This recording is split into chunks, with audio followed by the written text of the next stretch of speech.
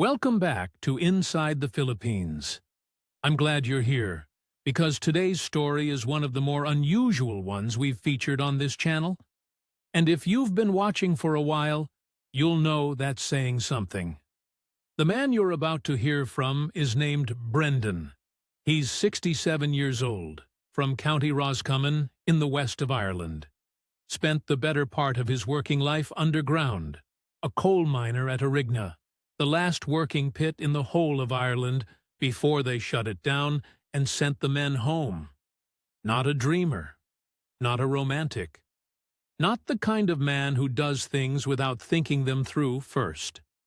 Before he ever booked a flight to the Philippines, Brendan did something I've never encountered in all the stories we've received on this channel. He prepared, carefully, quietly, in a way that he genuinely believed would protect him from the mistakes he'd read other men making. He had no idea what was coming. What happened in Dumaguete over the following 14 months is going to stay with you. I'll tell you that much. It's not a straightforward story, and Brendan isn't a straightforward man, and the woman at the center of it isn't quite the character you might be expecting either. By the time you get to the end, you may find yourself less certain about what the warning signs actually look like than you were at the beginning. This one's going to make you think. Here's his story, in his own words. My name is Brendan. I'm from Roscommon, on the western side of Ireland, and before I tell you anything about the Philippines, I need to tell you about the mines. Because the mines are where I became the kind of man I am. And the kind of man I am is how all of this happened the way it did. I started at Arigna in 1968. I was 16 years of age. My father had worked the same seam, and his father before him. It wasn't a glamorous occupation. It wasn't meant to be. You went underground in the dark, and you came back up, and you were grateful the roof had held, and you did the same thing the next morning. 22 years I did that. And then, in 1990, the government decided the coal wasn't worth extracting anymore, and they closed it. And they handed us all a redundancy check and a handshake, and that was that. What the mines gave me, more than anything else, was this: the ability to pay attention before you act. Underground, small signs matter. A sound in the roof, a particular kind of dust in the air, a change in the temperature of the stone. These things tell you something if you're willing to listen. Ignore them, and the mountain will eventually make you wish you hadn't. I carried that habit with me out of Arigna, and into everything I did after. It's not pessimism. It's just how you stay alive. I retrained into construction after the pit shut. Poured concrete, carried hod, did what needed doing. It wasn't easy on the body, but I was used to hard work, and I kept at it until my knees decided otherwise, which was sometime in my late 50s. By then, Mare was already sick, so the timing, if you want to call it that, worked out in the way that terrible things sometimes do. I won't spend long on Mare. She wouldn't want me to, and neither do I. Breast cancer. Diagnosed in 2018. She fought it the way she fought everything, without complaint, without drama, with a stubbornness that I loved in her for 31 years, and that I watched the illness eventually wear down.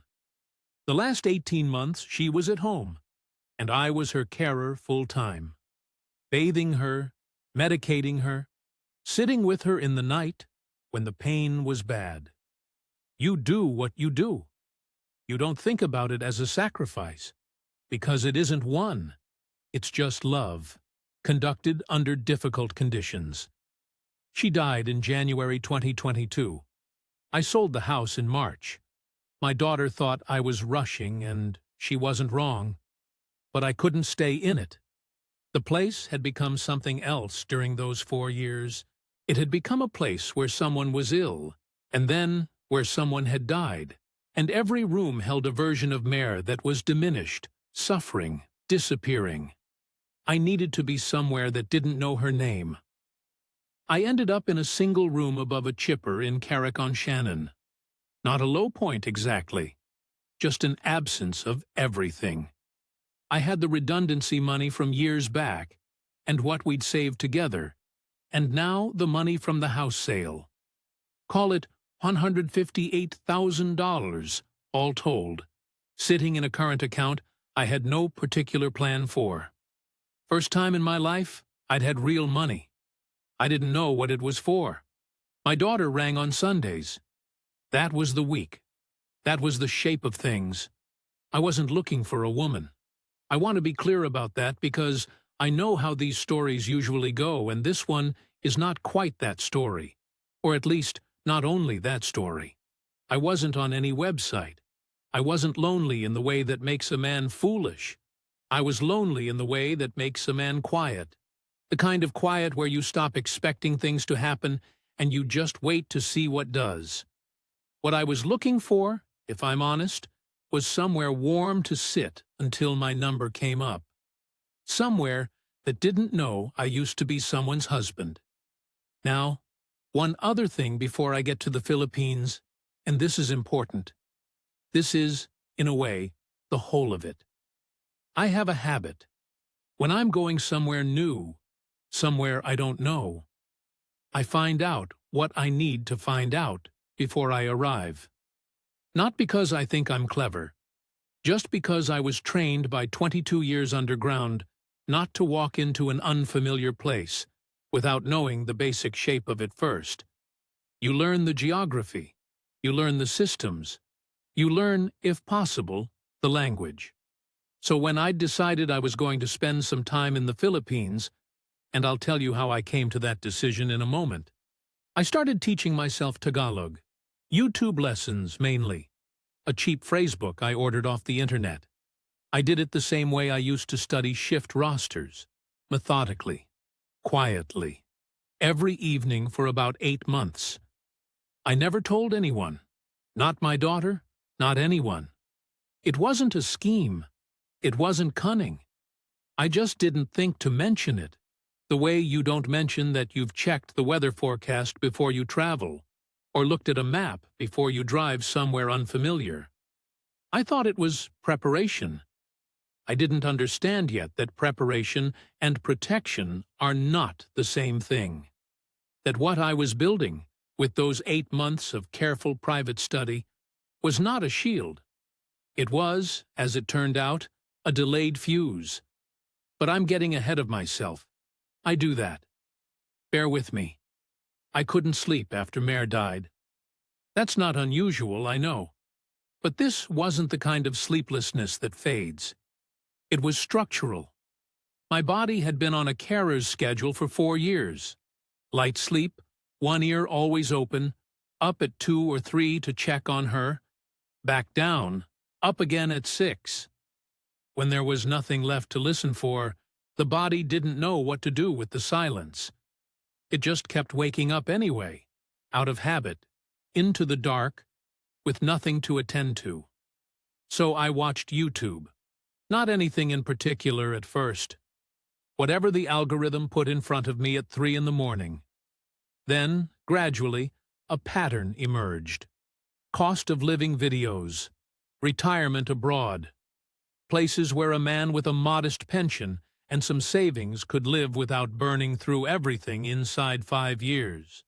Thailand came up, Portugal, Mexico, and the Philippines. I want to be honest about why the Philippines specifically. Because it wasn't the obvious reason.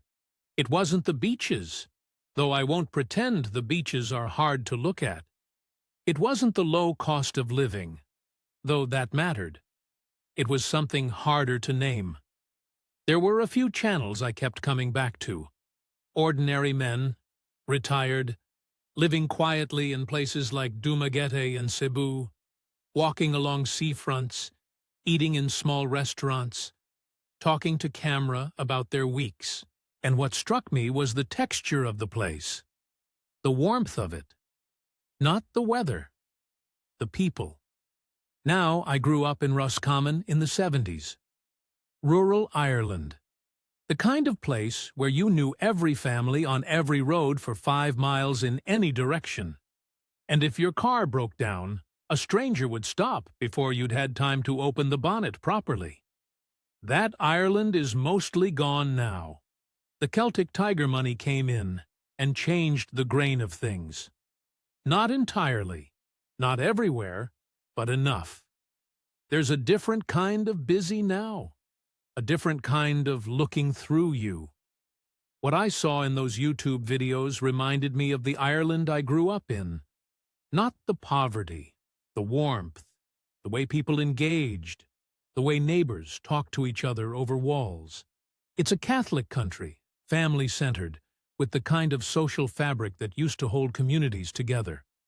I thought, I'll understand the rhythm of that. I thought it would feel familiar.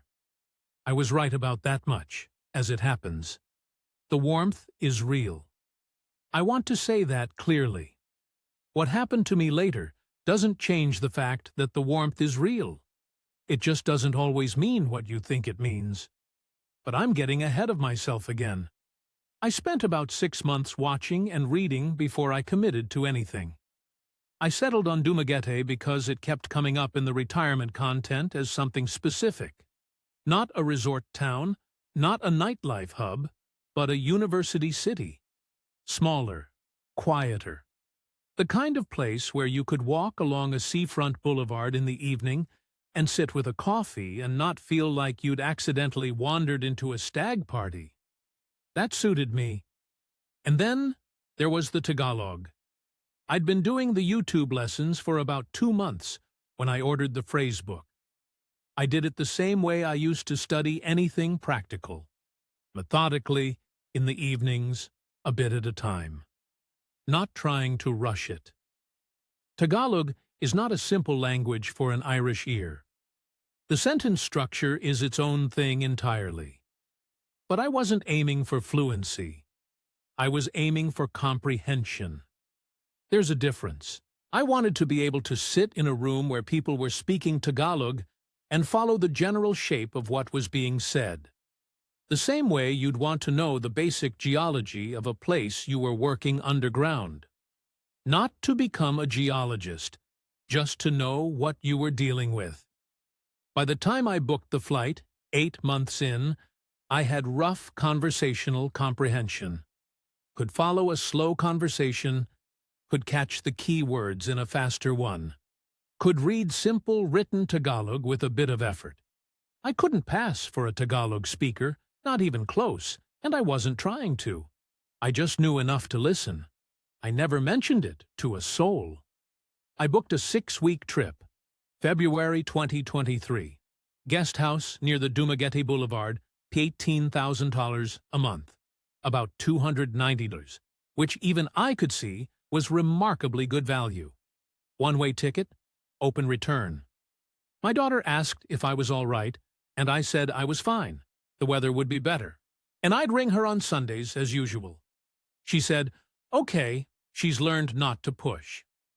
I landed in Cebu, caught a fast ferry south to Dumaguete, arrived in the early evening when the heat had dropped a fraction, and the boulevard was full of people walking slowly in the way that people do in warm places, without urgency, without the particular Irish hunch against the cold. The smell was new, sea air and diesel and something frying somewhere nearby, fish balls on a stick over a charcoal burner. A jeepney rattling past with a sound like a tin shed falling downstairs. Everything bright and loud and close together.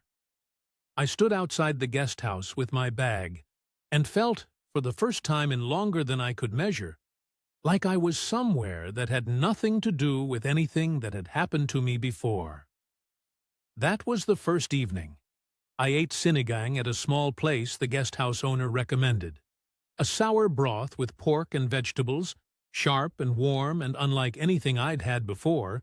Drank 1 San Miguel, went to bed early, slept better than I had in 2 years. The third day, I found the cafe. It was a short walk from the guest house, on one of the streets running back from the boulevard. Small place, ceiling fans, proper brewed coffee rather than the powdered stuff they gave you at the guest house. I'd been in twice before. On the third visit, I was sitting at a corner table with a cup of Baracco coffee. Local variety, strong, slightly bitter. The best thing I'd had in some time. Reading nothing in particular. Watching the street through the window. The woman at the next table leaned over and asked, in English, if I'd mind watching her bag while she went to order. She had a composed way about her. Not shy, not forward, just settled in herself. Her name was Chrysanta. Chrysel, she said. Most people called her Chrysel. 34 years old. Medical transcriptionist. Working from home for clients abroad. She had a laptop bag, a small notebook, the look of a woman who was there every day and had a regular order. She came back with her coffee and thanked me, and that might have been the end of it, except she noticed I was attempting something in the phrase book. I'd left it on the table, and asked, in a tone that was more curious than polite, how long I'd been learning. I told her 8 months. She asked me to say something. I said something, God knows what, some phrase I'd been practicing. And she laughed. Not unkindly. A genuine laugh. The kind that means you've done a thing wrong, but in a way that's actually fairly charming. She corrected my pronunciation. Showed me the right shape of it. I tried again. She said better, the way a teacher says better when they mean you've got some distance to travel yet. We talked for 2 hours. She asked about Ireland, about the mines, and then, without any particular segue, she asked what had brought me here. I told her about Roscommon, and the retirement research, and the wanting somewhere warm and quiet. She nodded, and then she asked, straightforwardly, whether I was on my own. I said my wife had passed away the year before last. She looked at me for a moment. Then she said, "She sounds like she was a good woman. You must miss her every day." That was all she said. No performance around it. No pivot to something cheerful. "Just that," said clearly. And then a pause in which she let it be true without trying to fix it. I can't tell you precisely what that did to me. I'd had 2 years of people not knowing what to say, or saying the wrong thing, or saying nothing, or changing the subject too fast because grief makes people uncomfortable. And Roscommon men in particular are not supposed to need much. And here was a woman I'd known for 90 minutes who simply said the true thing and let it sit. I thought, this is different. I was right about that too, in a way. It was different. I just had no way of knowing yet what it was different from, or what it would eventually cost me to find out. We met at the cafe 3 more times that first week. Always by arrangement, always casual. She'd say she'd probably be there on Thursday morning if I wanted to continue the Tagalog lessons, and I'd say right, Thursday then. And that was it. No drama around it. No texting back and forth.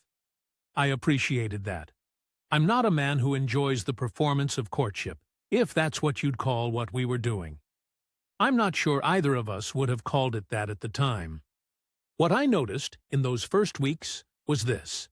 She paid her own way. Second coffee, she ordered for herself and left exact change on the counter. When I suggested dinner one evening, a small place near the market that did grilled tuna and rice for about $280 a head, which is roughly $450, the kind of price that still made me do a double take. She thanked me and came and ate her dinner without any of the ritual awkwardness I'd half expected. No protest, no false refusal, but also no expectation. She just sat down and talked to me the way people talk when they're actually interested in what you have to say. She introduced me to her friend Maribel, not her family, her friend, a school teacher from Cebu, who was visiting for the week. We all had lunch together at a carinderia near the university, eating pork adobo and rice on plastic tables in the heat. and Crisel translated the jokes from Cebuano when they went past my Tagalog, which was most of the time. It was ordinary, comfortable. The kind of afternoon that doesn't mean anything in particular, and somehow means quite a lot. I'd read enough online before I came to know the patterns. I'd read about the women who ask for load within the first day. Mobile phone credit. P100. Barely anything. Just a test to see if you'll do it. The ones who mention the sick mother in the first week. The immediate introduction to family. The quick pivot to financial need. The escalation that some men describe as being like a tide coming in. You don't notice it until the water is already around your waist. I'd read all of it. I was watching for it. Crisel did none of it. Her life didn't rearrange itself around me. She had her working hours. She transcribed medical documents for clients in the U.S., working odd hours because of the time difference, and she kept them. There were evenings she wasn't available, and she said so without elaborate explanation. She seemed to have friends, routines, a life with its own shape that predated me and would presumably continue after me. That was part of what made her seem real, if I'm making sense. She didn't feel like someone who was waiting to become whoever I needed her to be. I was the one doing the initiating. All of it. Dinner was my idea. The weekend trip to Apo Island was my idea. I'd read about it, a small island off the coast with remarkable diving. And I suggested it, and she said she hadn't been in years. And yes, that would be nice. We took a pump boat out on a Saturday morning, the sea green and warm, and spent 2 nights in a small pension house that cost $1,800 a night between us, about $29. I paid for everything naturally, without it being discussed. It didn't feel like payment. It felt like what you do when you've asked someone somewhere and you have more money than they do. I also brought pasalubong for her flatmate when we came back. Some dried mango and a bag of local coffee. I'd read about pasalubong, the custom of bringing gifts when you've traveled, even short distances. It matters here. Coming back empty-handed is a kind of small social failure. I'd noted it the same way I'd noted everything else, filed it away, made sure I didn't get it wrong. Crisel noticed. She didn't make a fuss of it, but she looked at me with something I couldn't quite read. Surprise, I think, that I'd known to do it, mixed with something that might have been appreciation. She said, "You've been studying more than Tagalog." She didn't mean it as flattery. She meant it as an observation. I told myself, this woman notices the right things. Looking back now, I can see what I was doing. I was building a case. Every piece of evidence I gathered. She pays her own way. She doesn't ask. She doesn't rearrange her life around me. She notices the customs and responds to them with respect, rather than expectation. I was stacking it into an argument that this was different from the stories I'd read, that I'd found the exception, that my preparation had paid off. I stayed 9 weeks instead of 6. I rang my daughter on a Sunday in late March, and she asked how things were going, and I said fine. I was going to stay a bit longer. The climate agreed with me. She asked if there was anything else agreeing with me. I said the food was good. She made a sound that suggested she knew I wasn't telling her everything but wasn't going to push. Both things I told her were true, for what it's worth. The climate did agree with me, and the food was good. The total cost of those 9 weeks, when I added it up honestly, around $50,000 all in, which works out to roughly $800. Guest house, food, the Apo Island trip, dinners, tricycles here and there, the odd San Miguel in the evening. If you'd shown me that figure before I left Carrick-on-Shannon and said this is what 9 weeks in the Philippines costs, I'd have thought you were selling me something. It didn't feel like spending money. It felt like living. And that distinction between money spent and life being lived is one I'd lose track of, gradually, over the months that followed. The last evening before I flew back to Dublin, we had dinner at a place on the boulevard. She had car, oxtail in peanut sauce, which I'd tried once and found rich beyond my capacity, and I had grilled bangus, milkfish, with garlic rice. The boulevard was busy, the sea dark beyond it, someone across the road playing karaoke badly and enthusiastically, the way people play karaoke here, which is to say, without any apparent concern for whether the notes are right, only for whether the feeling is there. She asked when I'd come back. I said I had estate paperwork to sort, probably 5 or 6 weeks, then I'd see. She nodded and said safe travels in Tagalog, Ingat, and I said it back to her. And she smiled at my pronunciation, which had improved considerably in 9 weeks and was still, by any objective standard, a thing to smile at. I flew home the next morning. I was already thinking about when I'd return. That, I can tell you now, was the last moment at which I had a clear exit and didn't take it. Not because I suspected anything. I didn't. Because I simply didn't need to go back. I'd had 9 good weeks. I'd spent $800.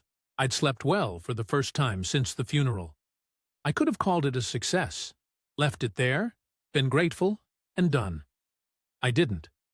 But then, I'd have needed a reason to stop, and I hadn't been given one yet. She was very careful about that. I understand that now. She was very careful about not giving me a reason to stop.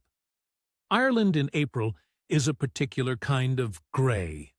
Not dramatic gray, not stormy gray, just the flat, persistent overcast that sits on the Midlands like it owns the place and has no plans to leave. I'd forgotten it, those 9 weeks in Dumaguete.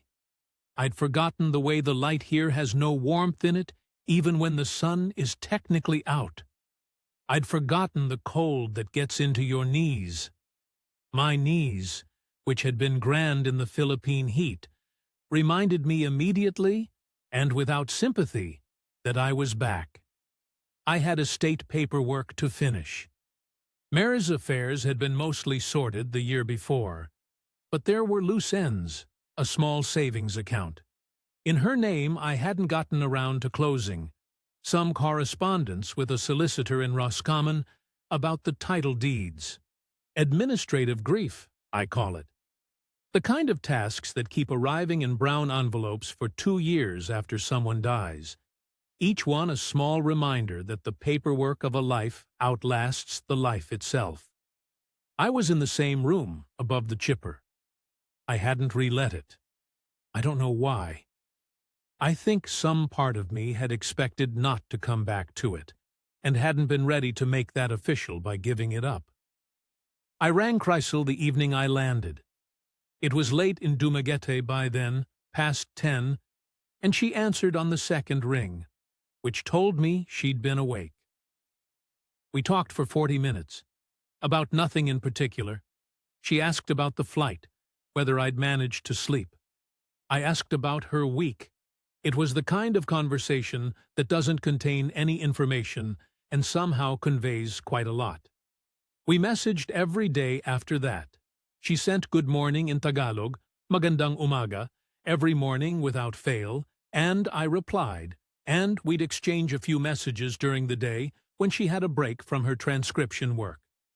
Video calls every 2 or 3 evenings. I want to be accurate about this. There was nothing in those calls that gave me any concern. She looked the same. She seemed the same. She asked sensible questions about the solicitor, about the weather, about whether I'd eaten anything decent. She seemed, in short, like a woman who was interested in the ordinary details of my life. I took that as a sign of the relationship's health. Looking back, I think I'd have taken almost anything as a sign of the relationship's health at that point. I was invested, not in a frantic way, in the quiet, settled way that a man gets invested when something has become part of the structure of his days. The 3rd week back, Kreisel mentioned, in passing and without preamble, that her main U.S. transcription client had canceled the contract. Budget cuts on their end, apparently. She had other small clients, but they weren't reliable. She said it the way you'd say the weather's been bad, matter-of-factly, not looking for anything in particular. She wasn't asking. I want to be clear about that because it matters. She was not asking me for money. She was telling me about her circumstances, the way people in relationships tell each other things. If she'd asked, I'd have been on guard. I'd read about the ask. I'd been watching for the ask. But there was no ask. There was just information, delivered without weight, leaving the space for me to make my own decision. I sent her $600 via Remitly 2 days later, about $37,500. I did it without announcement, then told her I had. She replied, "You didn't have to do that." I said, "I know." She said, "Thank you, Brendan." Genuinely. And that was it. No effusion. No excessive gratitude. Just a quiet acceptance that felt, again, like dignity rather than calculation. That exchange, the information, the space, my decision, her restrained thanks, would happen again in different forms over the following months. I only named the pattern much later. At the time, each instance felt like a separate, reasonable thing. I flew back to Dumaguete in late May. This time, I booked 4 months. I'd looked into extending my tourist visa. You can extend it in-country, up to a point, at the Bureau of Immigration, which costs around $3,000 to $4,000 per extension, and involves a certain amount of queuing in fluorescent-lit offices with a number ticket. The process is tedious, but manageable if you plan for it. I'd researched it beforehand. I was, as always, thorough. The 4 months settled into something that resembled domestic life. I wasn't officially living with Kreisel. I'd taken a small apartment nearby, a clean place in a quiet street, pay $18,000 a month including utilities, about $290. But in practice, I was at her apartment most evenings and some mornings, and I contributed to her rent without it being formally arranged, the way couples manage shared costs without paperwork. Around $8,000 a month going her way, roughly $130 on top of my own accommodation.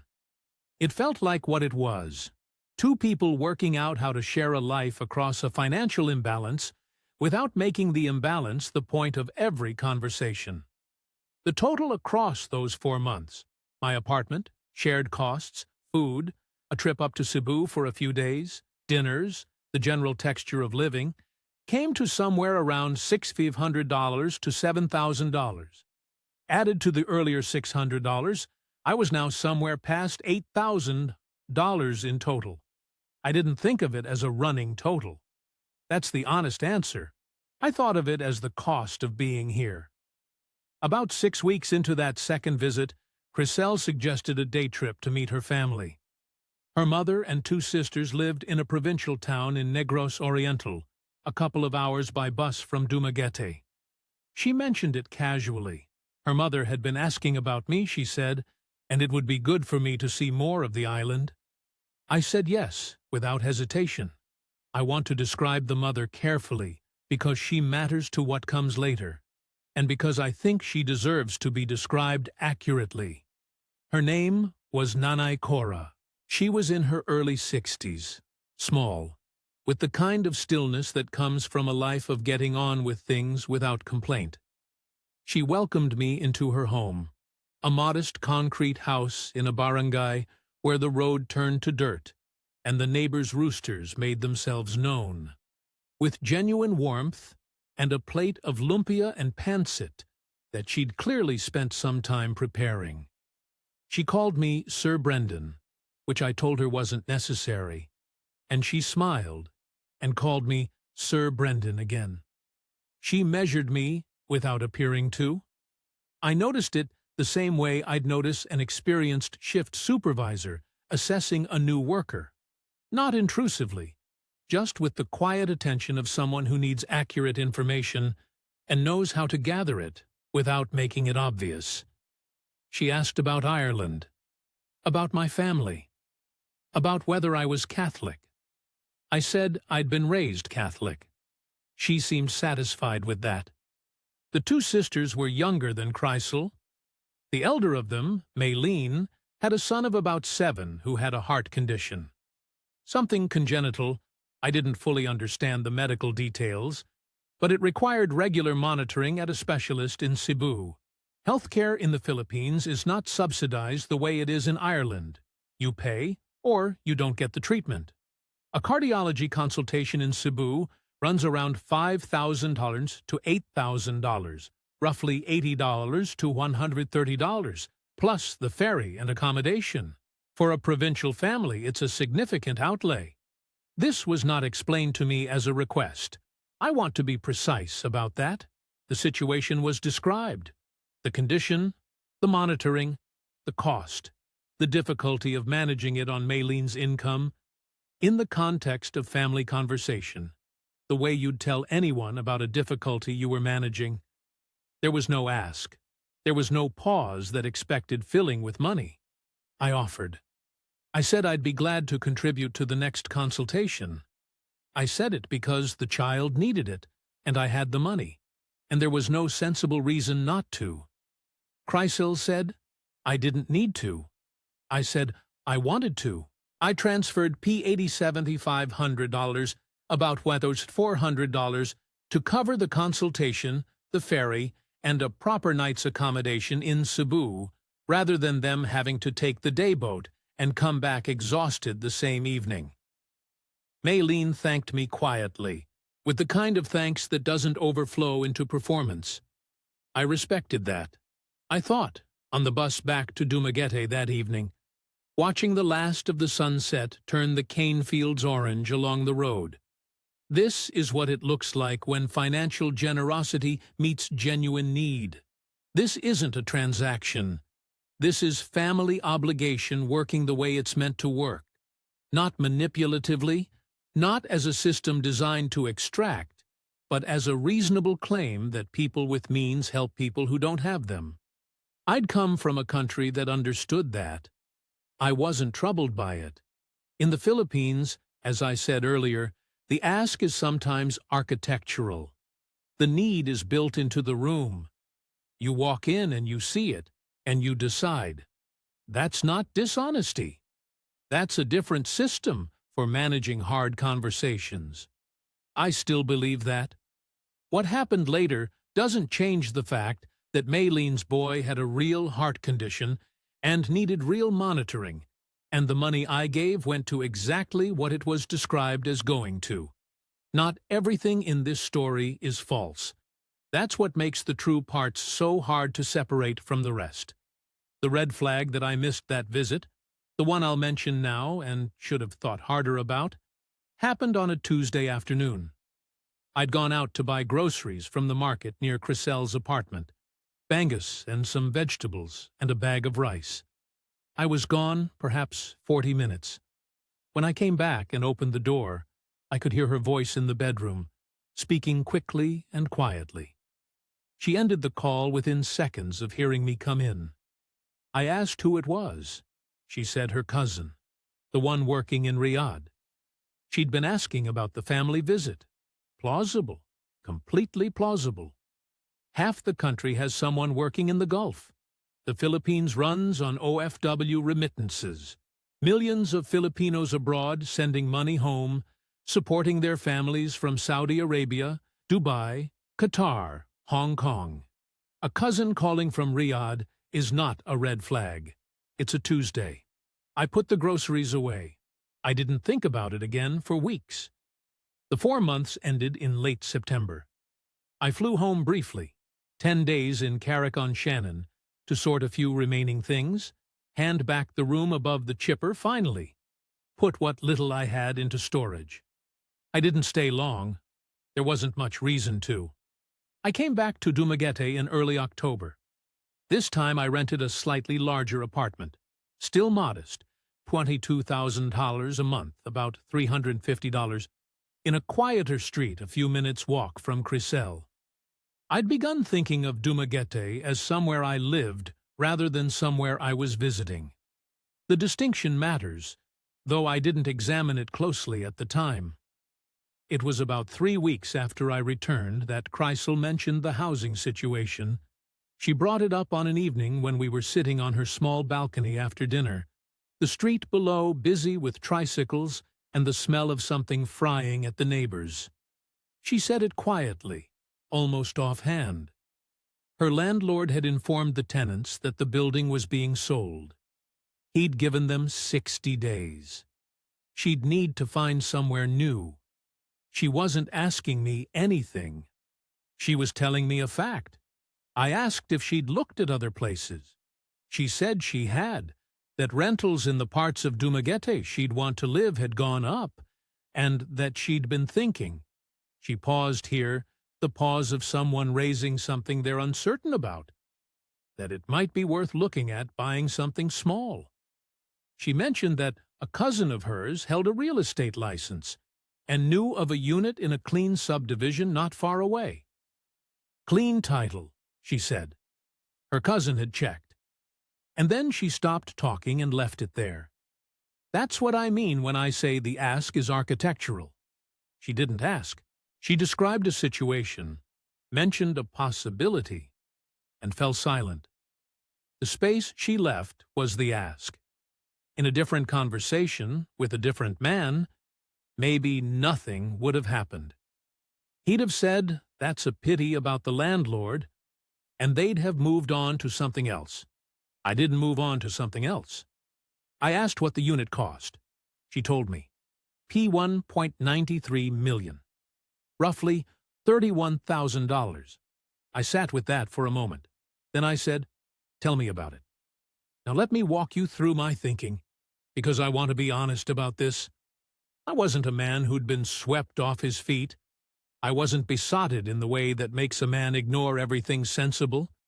I was a 67-year-old former coal miner from Roscommon who had researched this country for 6 months before he arrived and who had been watching carefully for 9 months since. I knew the legal situation. I knew foreigners cannot own land or houses in the Philippines. That's not a gray area. It's a hard rule, and I'd read it clearly.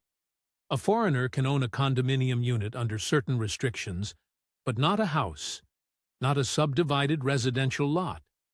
Not this. So if this was going to happen at all, it would have to be in her name. I knew that. She knew I knew that. Neither of us said it directly on the first evening.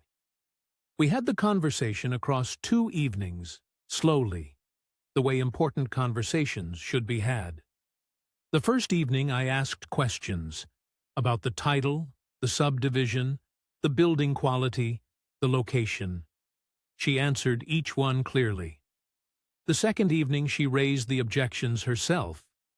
What if something happened between us? It would feel wrong. It was too much. She didn't feel right accepting something of that scale. I listened to each objection. Then I went through them one by one. I told her I'd done the arithmetic. I had $158,000 when I arrived. I'd spent about $9,000 across 14 months of travel, living costs, and what I'd contributed to her family. I had $149,000 remaining. Taking $31,000 from that left me with $118,000, still a substantial sum, and I'd be investing in a titled property in a growing regional city where a motivated person might rent it for $12,000 to $15,000 a month, roughly $190 to $240, if we ever needed that income. It wasn't charity. It was a reasonable use of money that was otherwise sitting in a current account in Ireland doing nothing. I told her I understood the legal situation, that the title would be in her name, and that I was making that decision with open eyes. I said I was 67 years old, and had enough experience of the world to know the risks I was taking.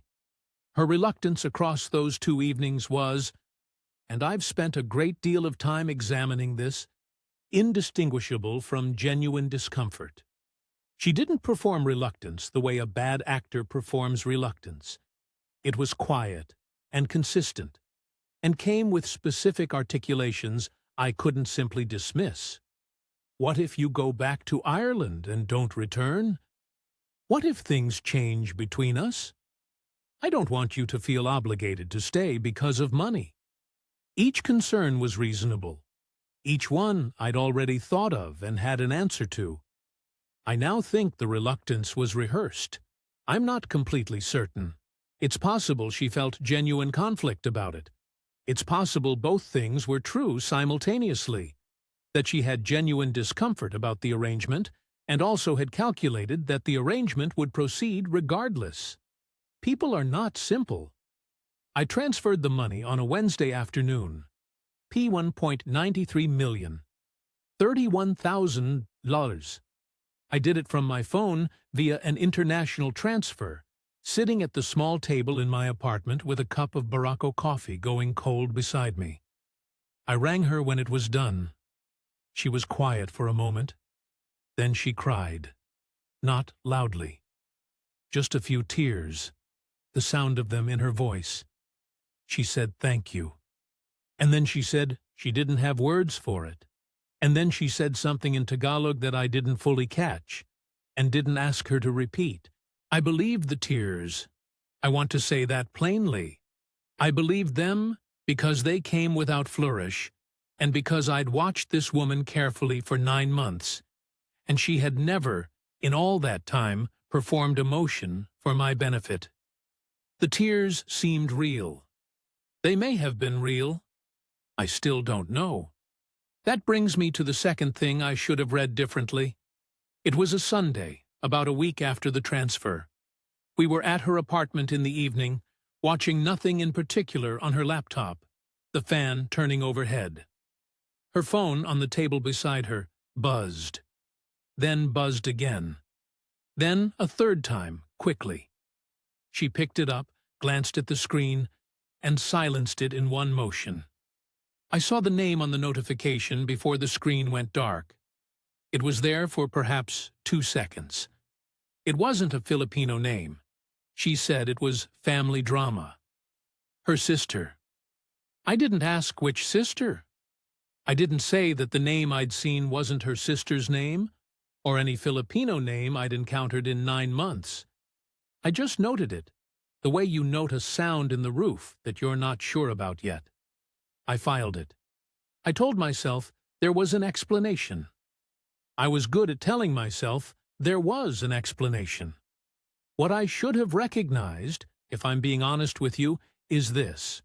The transaction was complete. The money had moved, and within a week of it moving, something had shifted slightly in the atmosphere. Small, almost imperceptible, the kind of change you only identify in retrospect. She was the same. She was warm, present, attentive.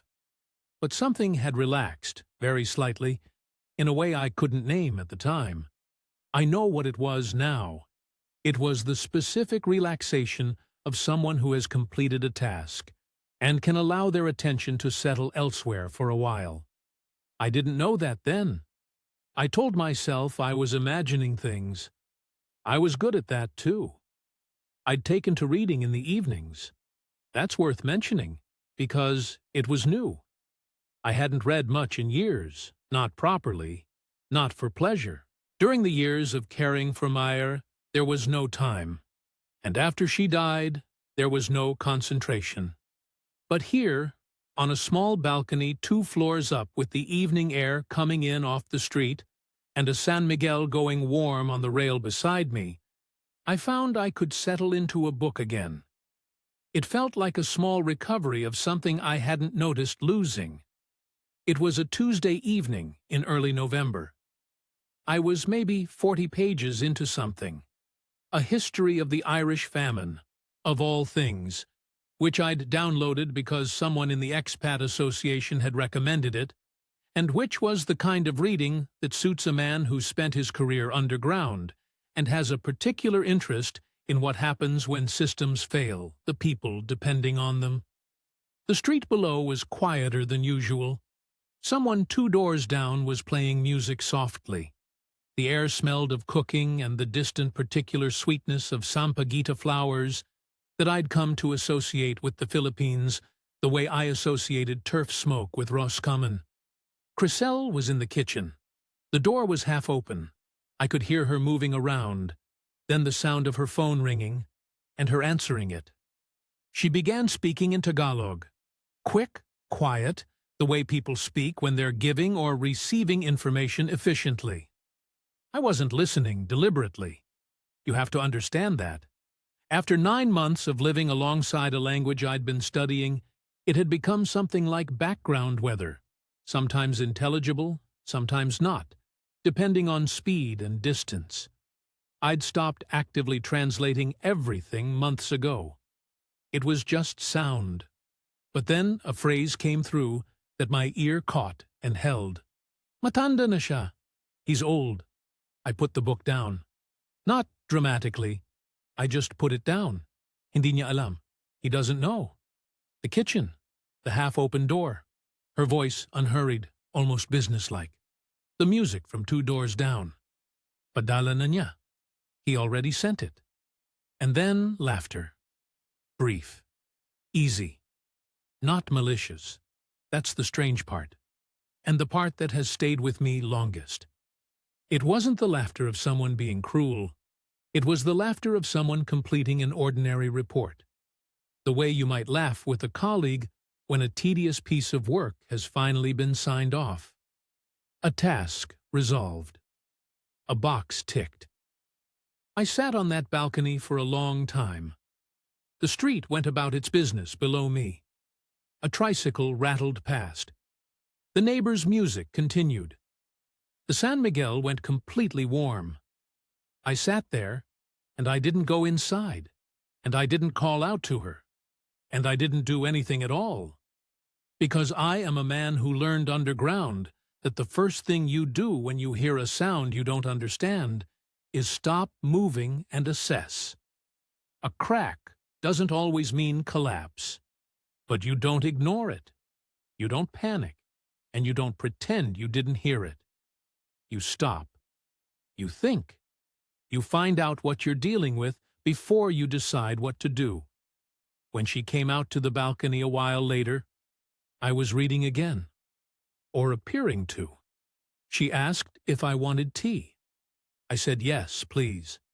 She made it and brought it out, and we sat together for an hour and talked about nothing consequential. And I was pleasant throughout, because I had nothing to confront yet. I had a sound in the roof. I didn't have the survey. I spent the following week being thorough. I knew a man at the Expat Association, a retired Australian named Phil, who'd been in Dumaguete for 6 years and knew the practical landscape better than anyone. I'd had a beer with him twice at a place near the boulevard where a few of the longer-term expats tended to gather on Thursday evenings. I contacted him and said I had a property question and could we talk. He said, of course. I asked him who he'd recommend for a title check. He gave me the name of a property lawyer in the city, a Filipino woman who was meticulous and direct and charged $3,500 for a standard title search, about $56. I rang her that afternoon. She had the documents within 2 days. I met her in her office, a small air-conditioned room near the city hall, certificates and legal texts stacked on every surface. And she put the title on the table between us and walked me through it. Chrysal's name was on the title. That was expected. There was also a second name. The lawyer said, "This is a co-owner. Do you know this person?" I said I'd been told it was her cousin. Her cousin who was also a licensed real estate broker. The lawyer was quiet for a moment. Then she said, "This man is not her cousin. I can tell you who he is, if you want to know." I said yes. He was her husband. Married in Cebu in 2019. No annulment filed, no annulment pending. In the Philippines, I should tell you clearly for anyone who doesn't know this, there is no divorce. The Philippines and the Vatican City are the only places in the world where civil divorce does not exist. The only legal route out of a marriage is annulment, which costs somewhere between $300,000 and $800,000, roughly $4,800 to $12,800, and takes between 2 and 5 years, even when everything proceeds without complication, which it rarely does. Chrysil was legally married, had been for 4 years. The man whose name was on the title of the property I'd paid for was not her cousin. He was her husband. I thanked the lawyer. I paid her. I went home. That evening, I rang Phil. I told him what I'd found. There was a pause, and then he said, "Come for a beer Thursday. I want you to meet someone." Thursday, at the expat bar, Phil introduced me to a man named Gerhard, German, semi-retired, in Dumaguete for 3 years. Gerhard had heard of Chrysil, more than heard of her. He knew the name from the association's informal network, which exists precisely because these things happen, and men talk to each other eventually. He told me about Dave. Canadian, 62, had been sending Chrysil $15,000 to $20,000 a month, roughly $240 to $320, for the better part of 2 years, believing they were in an exclusive long-distance relationship. He believed he was coming to live with her permanently in the spring. He told me about Peter. Dutch, 65, similar arrangement, similar monthly transfers, similar understanding about exclusivity. Peter had been to Dumaguete once, a 2-week visit 14 months ago. They'd had a lovely time. He'd been sending money since. I sat with that for a while. 2 other men. Same warmth, same unhurried attention, same technique of never quite asking, only receiving, the same sense of being truly seen. She had 3 of us at the same time, arranged, managed, maintained with a precision that, if I'm being fair to it, required genuine skill. Not the skill I'd have chosen for her, but skill nonetheless. I went back to the apartment the following Tuesday morning. She made coffee. She always made coffee, strong and black the way I'd told her I liked it, the first week we met. She brought 2 cups to the table and sat down across from me. I told her what I knew. The title, the husband, Dave, Peter. I said it plainly and without dramatics, the way you'd report a finding to a shift supervisor. Here is what the survey shows. Here are the facts. I didn't raise my voice. There was no point. She cried. Properly, this time.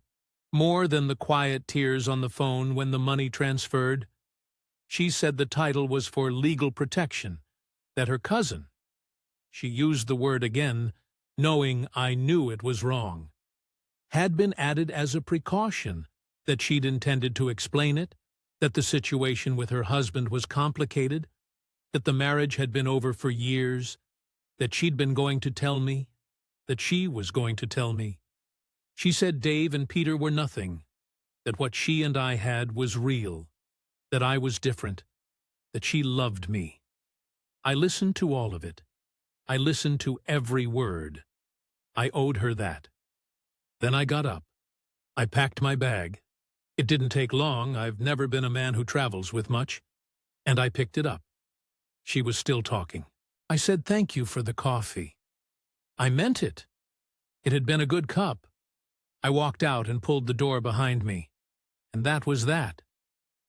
I stayed in Dumaguete for a week after that Tuesday morning. I'd paid the apartment through the end of the month, and I saw no reason to leave early, and every reason not to rush. Rushing is how you make bad decisions, and I'd made enough of those already. I spent that week doing ordinary things. I walked the boulevard in the mornings. I ate at the small places I'd been eating at for 14 months. I had a last beer with Phil at the expat bar on the Thursday, and he didn't ask me too many questions, which I appreciated. I contacted the property lawyer again and asked her directly, "What are my options?" She told me clearly and without softening it. The title was in Chrysal's name and her husband's name.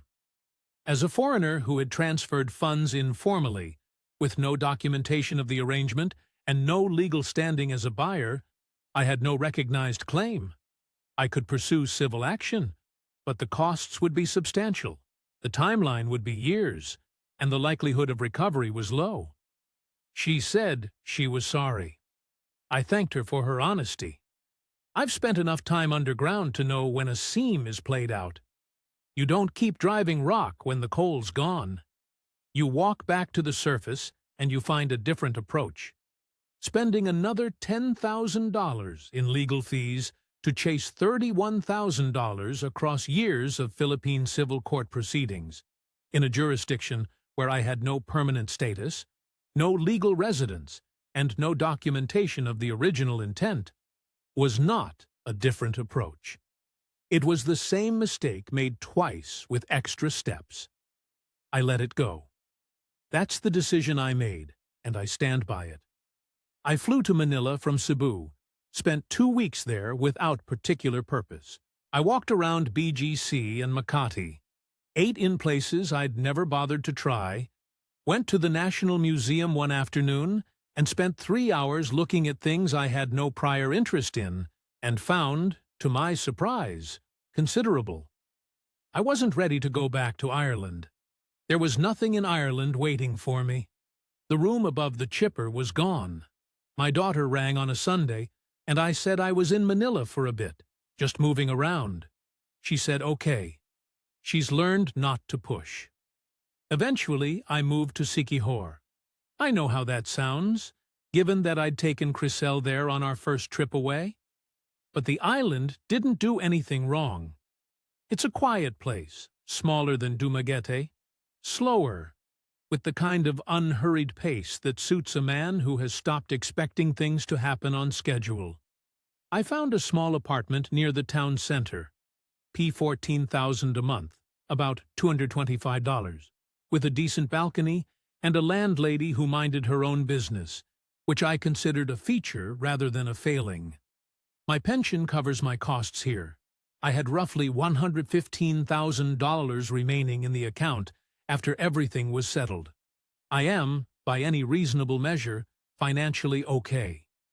I started this story with $158,000 I didn't know what to do with, and I still have substantially more money than I had any right to expect from a life spent underground and on construction sites in the west of Ireland. I understand that this means I got off relatively lightly, in the terms by which these things are usually measured. I don't find it as consoling as I expected to. My daughter rings on Sundays. I told her I'd had a bad investment, that I'd put some money into a property arrangement that hadn't worked out, that I was fine, that she wasn't to worry. She said she was sorry to hear it and asked if there was anything she could do. I said no, I was grand, and I meant it. She didn't push. I've thought several times about telling her the full story. I haven't yet.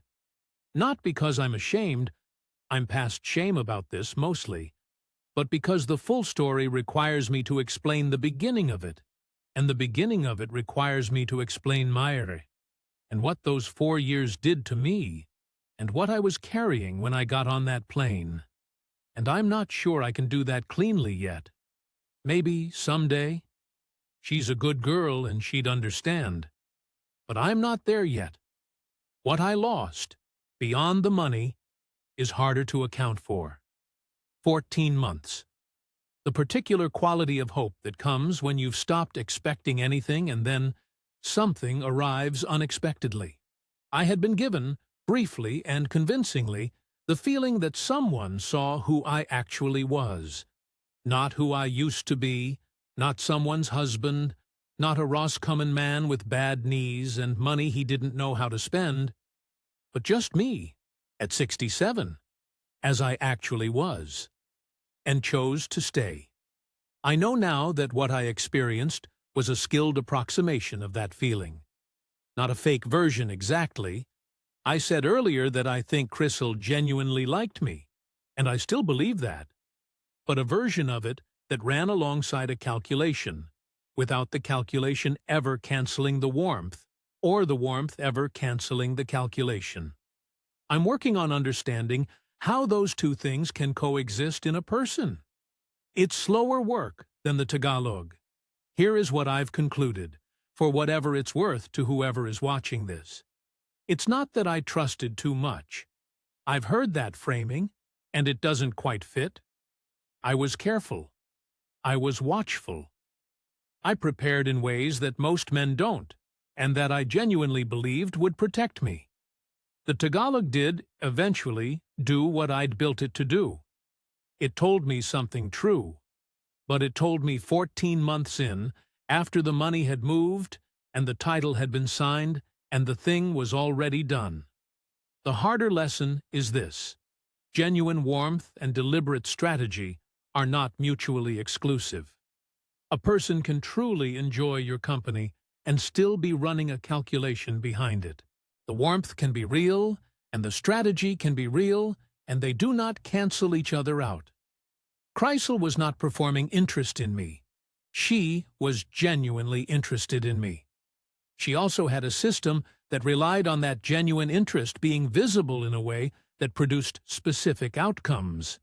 Understanding that distinction doesn't change the outcomes, but it changes how I think about what happened. I don't regret coming here. I want to be clear about that. I was a man who had spent 4 years watching someone he loved disappear by degrees, and who then found himself with money and time and no particular reason to stay anywhere. This country gave me 14 months of being alive, in a way I hadn't expected to be alive again. The warmth I saw in those YouTube videos at 3 in the morning was real. I was right about that. I was wrong about what it meant for me specifically, and what I was bringing into the equation that I hadn't examined closely enough. What I regret is not the money. It's what I was carrying when I arrived. The particular hunger of a man who'd spent 4 years caring for someone until there was nothing left, and who had mistaken the relief of being seen again for something that would last. That hunger was the real vulnerability. She didn't create it. I brought it with me in my bag, along with the phrasebook and the 8 months of YouTube lessons, and I set it down in a cafe in Dumaguete on a Tuesday morning, and she recognized it for what it was before I had. That's the thing that still haunts me, if you want to know. Not the 3 phrases from the kitchen. Those were just information.